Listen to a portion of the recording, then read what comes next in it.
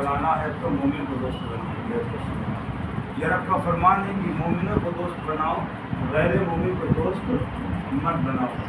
اور آپ کو یہ بات اچھی طرح معلوم ہے کہ رب کا کوئی بھی فرمان جو ہے وہ اہل ایمان کے بھلائی کے لیے ہے اور ان کے عزت و عظمت کے حفاظت کے لیے ہے.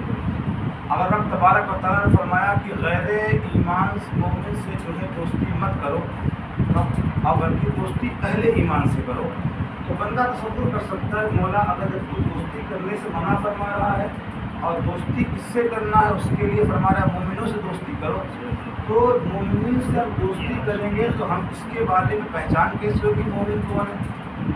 مومن کون ہے؟ تو رب تبارک و تعالیٰ ارشاد فرماتا ہے قرآن پاک میں، یا ایھا الذین آمنوا اتقوا اللہ وکونوا مع الصادقین، اے ایمان والو اللہ سے ڈرو اور سچوں کے ساتھ ہو جاؤ. کیا ہو جاؤ؟ سچوں کے ساتھ ہو جاؤ. رب تبارک و تعالیٰ یہ حکم دے رہا ہے کہ اے مومنین سے دوستی کرو یہ، اور بلکہ فرما رہا ہے سچوں کے ساتھ ہو جاؤ. کہ تم سچوں کے ساتھ ہو جاؤ گے تم خود سچے ہو جاؤ گے، سچے بھلائی کے راستے پہ چلیں گے اور تم بھی بھلائی کے راستے پر چلو گے. بلکہ حکم یہ ہے کہ انسان اپنے دوست کے دین پر ہوتا ہے، انسان اپنے دوست کے دین پر ہوتا ہے. اور کسی کے دوست اچھے ہیں تو دوست کی بنیاد پر اس کو اچھا کہا جاتا ہے، اور کسی کے دوست برے ہیں تو اس برے کی بنیاد پر اسے برا کہا جاتا ہے. صحبت صالح ترا صالح کنت، ہاں تو اور اچھے لوگوں کی صحبت اختیار کرو گے تو خود اچھے ہو جاؤ گے، اور بروں کی صحبت اختیار کرو گے تو خود برے ہو جاؤ گے. اس لیے ہمیشہ اللہ تبارک و تعالیٰ اور انبیاء کرام اور ہمارے اسلاف کا طریقہ رہا ہمیشہ اچھے لوگوں کو بروں سے جدا کر دیا تاکہ برے الگ ہو جائیں اور اچھے الگ ہو جائیں.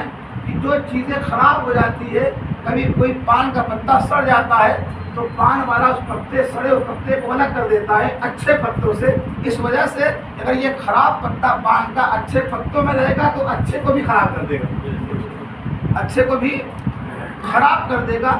یہ تو عام بات ہے ہمارے معاشرے میں، محلے میں دیکھیے بہت سارے ایسے ہوں گے لوگ کہتے ہیں فلاں کے ساتھ مت رہیے، وہ بہت کیا ہے بے ادب ہے، بد تہذیب ہے، اس کے ساتھ رہو تو تمہاری عادت خراب ہو جائے گی. تو ہمیشہ اچھے لوگوں کی صحبت اختیار کرنے کا حکم دیا گیا ہے اور برے سے ہمیشہ بچنے کا حکم دیا گیا ہے. رسول کون صلی اللہ علیہ وسلم اور لوگوں کا فرمان یہ بھی ہے، آقا کریم صلی اللہ علیہ وسلم ایک مسجد تشریف لے گئے تھے تو کیا دیکھا کہ ایک شخص جس کا ہے کرے وہاں تو قبلے کی طرف اس نے تھوک دیا، قبلے کی طرف تھوک دیا تو اس کی امامت سے منع کر دیا گیا.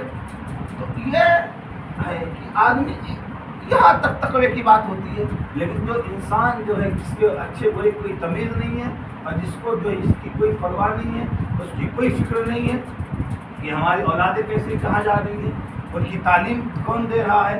تو دین چاہے تعلیم ہو، چاہے شریعت ہو، چاہے مذہب ہو، چاہے ملت ہو، کوئی بھی ہو، ہمیں اچھے لوگ دلوانی چاہیے. اور رسول کون صلی اللہ علیہ وسلم اچھے کی بات ہے، چاہے نکاح کا مسئلہ ہو، اللہ کے رسول فرماتے ہیں تنکح المرأۃ لأربع خصال، ولمالها ولحسبها ولجمالها ولدینها فاصبر لذات الدین. کہ عورتوں سے جو نکاح کیا جاتا ہے 4 چیزوں کی بنیاد پر نکاح کیا جاتا ہے، یا تو اس کے مال کی بنیاد پر، یا اس کے ذات نسب کی بنیاد پر، یا اس کی خوبصورتی کی بنیاد پر، یا اس کے دین کی بنیاد پر. تو 4 چیزیں دیکھی جاتی ہے. آقا فرماتے ہیں فاصبر لذات الدین، اور تم جب بھی نکاح کرو تو دین کو ترجیح دو. کس کو ترجیح دو؟ دین کو ترجیح دو. کیوں؟ تاکہ جب دین تمہارے گھر میں آئے گا تمہاری نسلیں اچھی ہو جائیں گی، تمہارے گھر کا ماحول اچھا ہو جائے گا. تو ہر ایک معیار میں آپ جس بھی ماحول کو شریعت کا دیکھیں گے، رسول کریم صلی اللہ علیہ وسلم نے ہمیشہ اچھائی کی طرح کرنے کو دیا اور فرمایا کہ جمال دیکھ کے شادی کرو گے، نکاح کرو گے تو آج حسن ہے کل حسن ختم ہو جائے گا. اگر مال دیکھ کے نکاح کرو گے، آج مال ہے، آج دہیج ملا، گاڑی نہیں ہے، پلنگ نیا ہے، کل سب چیز پرانا ہو جائے گا، مال ختم ہو جائے گا. اگر تم برادری دیکھ کر نکاح کرو گے کہ ہم جو ہے ذات کے نیچی ذات کے ہیں اور فلاں بہت اونچی ذات کا ہے، تو شریعت فرماتا ہے، اللہ کا فرمان ہے ان اکرمکم عند اللہ اتقاکم، کہ اللہ کے نزدیک باعزت وہی ہے جو تقوی والا ہے. وہاں ذات برادری کا مسئلہ نہیں ہے. اگر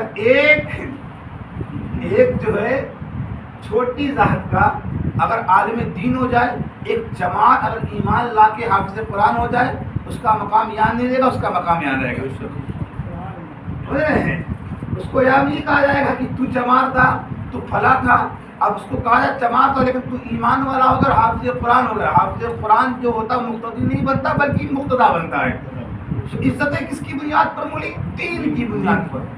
تو وہاں پر ذات بھی ہمیں بھی چاہیے ہمیں اپنی ہمیشہ اچھائیوں کا تصور کریں اور اچھائیوں کو اپنائیں. اپنے معاشرے میں اس بات کا خیال رکھیں، اچھے لوگوں کے ساتھ بیٹھیے، اچھے لوگوں کو دوست بنائیے اور نیک لوگوں کی صحبت اختیار کریں. جب نیک لوگوں کی صحبت اختیار کرو گے تو وہ اس کی نیکی کی برکت سے اللہ آپ کو بھی کیا کر دے گا؟ نیک کر دے گا. اور جہاں تک ہو سکے غیروں کی صحبت سے اپنے آپ کو، اپنی اولادوں کو بچائیں، اپنی بچیوں کو خاص کر کے بچائیں. ہمارا معاشرہ جو ہے بس سے بدتر ہو جا رہا ہے. اللہ تبارک و تعالیٰ جو ہے ہمارے معاشرے کو خیر والا معاشرہ